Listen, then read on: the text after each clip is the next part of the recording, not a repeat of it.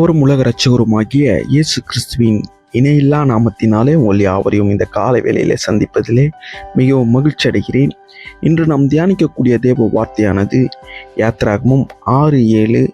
உங்களை விடுவிக்கிற உங்கள் தேவனாகிய கர்த்தர் நான் என்று அறிவீர்கள்.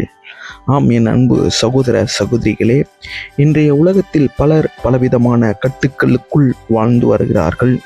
சிலர் பாவத்தின் கட்டுகள், சிலர் கடன் சுமைகள், சிலர் நோய், பயம், மன அழுத்தம், தோல்வி, குடும்பத்தின் பிரச்சனைகள் ஆகியவற்றினால் சிக்கிக்கொள்கிறார்கள்.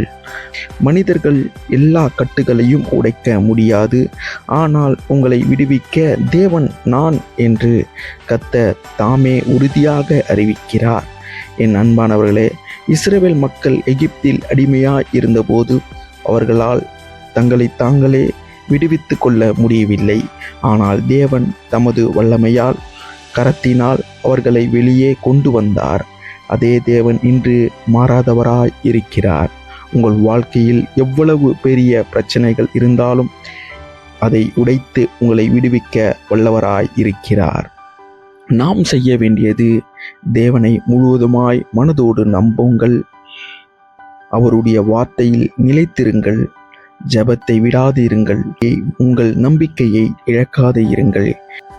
என் அன்பானவர்களே, விடுதலை பெறுவதற்கு முன் நம்பிக்கையாய் இருக்க வேண்டும். நம்பிக்கை இருக்கும்போது தைரியம் பிறக்கும். தைரியம் இருக்கும்போது கர்த்தருக்கு பொறுமையாய் காத்திருப்போம். தேவனுடைய நேரம் வரும்போது விடுதலை நிச்சயம் வரும். உங்கள் சூழ்நிலைகளே அல்ல, உங்கள் தேவனை பாருங்கள். அவர் மேல் வைக்கும் நம்பிக்கை ஒருபோதும் வீணாகாது. ஜெபிப்போம். விடுவிக்கிற தேவனாகிய கர்த்தாவே, இன்று என்னை கட்டி போட்டிருக்கும் எல்லா பயம், கவலை, பாவம், சோர்வு மற்றும் தடைகளிலிருந்து என்னை விடுவியும். உம்மை முழுமையாக நம்பும் விசுவாசத்தையும் ஞானத்தையும் நிலைத்த ஒரு மனதை எனக்கு தாரும்.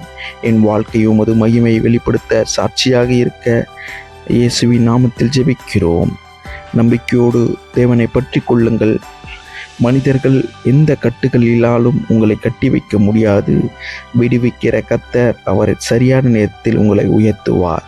கர்த்தர் தாமே உங்களை ஆசீர்வதித்து வழிநடத்துவாராக.